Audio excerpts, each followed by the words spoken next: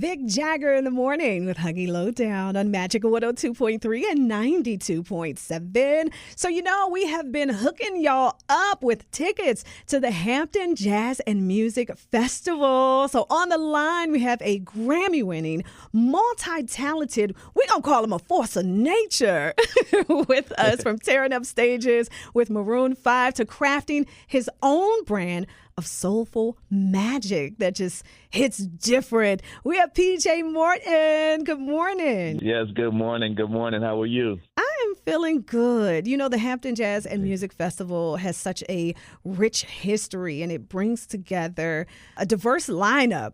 How do you approach crafting a set list for a festival like this? Your well-known hits with maybe some deeper cuts, or do you put new material in? How do you get that together? Yeah, well, we're sharing the stage, so we got to use the time wisely. You know what I'm saying? So it's hard. I want to make sure that I hit some of those main songs that people love. And really, it's just about that energy, just making sure we leave a mark and make sure that people have the best time possible. I mean, I'm just honored to be on this lineup, with such diverse acts.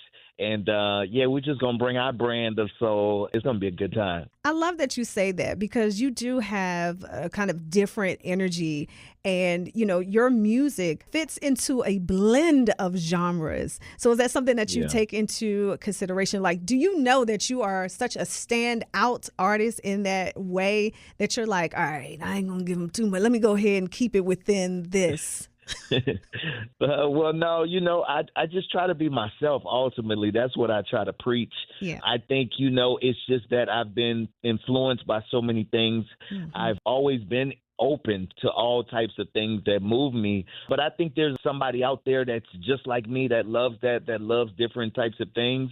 So I think the best thing I can do is just bring myself and all those things that come along with that, and take the people on a journey with me. And hopefully we end up somewhere, Now, you mentioned that your latest album, the Cape to Cairo album, was an experiment in trusting your instincts. What did you learn about yourself as an artist during that intense 30-day recording process? Yeah, it's amazing. We're working on the documentary for that right now. Oh, wow. But I really learned that, really as a creative, you do have everything you need right in your hands at that moment. And I didn't have time, because we had to write this album in 30 days while traveling these 4 countries, from South Africa to Nigeria to Ghana to Egypt. So there was no time to doubt myself. And so when I just trusted myself and went in the directions and the moves that I just felt naturally without overthinking it, I realized that, man, I had everything I needed. Absolutely. And, and just being the creative that you are, a lot of people know, or maybe they don't know, you growing up in New Orleans with a gospel legend as a father. And, that environment, how did it shape your early musical development, just ultimately leading you to explore a broader range of genres? Because a lot of times, if we have parents who are into, especially gospel, it's like, okay, you need to stay within this, and anything outside of that might be an issue. Yeah, no, for sure. And there was a level of that, the preacher's kid rebelling, and going to do other music. Yeah. But I think ultimately what I learned and always took with me and still have with me now is I was in tune with feeling from the very beginning. There's nothing like being in church and the call and response and the amens and the hallelujahs and all of these things. When you feel things, you express it. So I took that with me. I think soul music can be in any genre. I think you can have soul and country music. You can have soul and pop music. So I think that's the thing that I took with me wherever I go, with whatever genre. It's at the foundation of who I am. So I'm always grateful for that foundation. And I made people think differently. When you're with your wife, my dad said, you don't want to listen to Amazing Grace. So who's supposed to create that music? Who's supposed to create the music that is for love and for life? And that's what I felt like my mission always was, to just tell real stories and have people connect to them. And I think that can come from God as well. You've described your music as soulful pop. Can you elaborate on what that term means to you? Yeah, well, it was kind of like a term that was like a trick answer, really. Soul, I think, can be in any genre of music. And pop just means popular. Right. It means that it talks about things that multiple people can connect to. And I try to do that. I try to write in a broad way that connects to people, stories, and things we all go through. So soulful pop, it's almost like an invisible genre that can travel throughout different places. It's PJ Morton's. It's PJ Morton's genre. Okay. There we go. People need to get on board with that. And then, beyond your solo work, you are also the keyboardist for Maroon 5. Yes, people were so shocked, like, oh my, what? He what?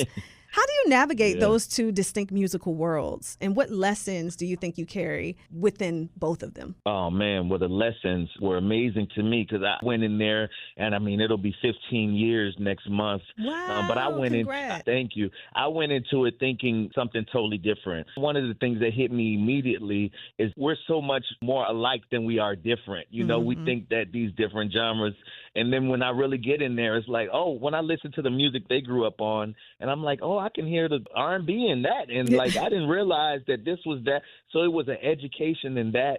And also, we've played some massive places. We've been very successful, played the Super Bowl, and what I thought that was going to do for me as a solo artist is just make me want the same things, like just be as big as possible. But what it really made me do is focus on what was important to me, connecting and not really focusing on the numbers. And it seems like when I didn't focus on that, that's when my career even started to blossom even more. And the Grammys started coming when I stopped focusing on them. And so I'm so appreciative of Maroon, man. It's been a journey for sure. And like I said, it's almost 15 years. Yeah, that's incredible. And I want to thank y'all for giving me a nice nod. And it wasn't for me, but moves like Jagger, I was like, okay, cool. I got like a little theme. Theme song. And Hampton Jazz and Music Festival is going to be such a great time. And for those who might be discovering your music for the first time, what's the one message or feeling you hope they take away from your performance? Oh man, joy. Joy is it. We come. We have a good time. I'm bringing the whole squad. I'm gonna have the horns with me and the percussion with me and the background singers, and it's gonna be a party up there. We're gonna have a good time and go through a range of emotions. It's an experience more than it is a show. So I can't wait to see y'all, man. It's gonna be great. Well, thank you so much for your incredible musicianship. I feel that you give yourself, it's almost like a boot camp just to make sure that you are stay on point and that your creative juices continue to flow and it really translate on stage and in your music. And so looking forward to you performing at the Hampton Jazz and Music Festival. And thank you for taking the time out to speak with me today. No, good to talk to you. Thank you so much.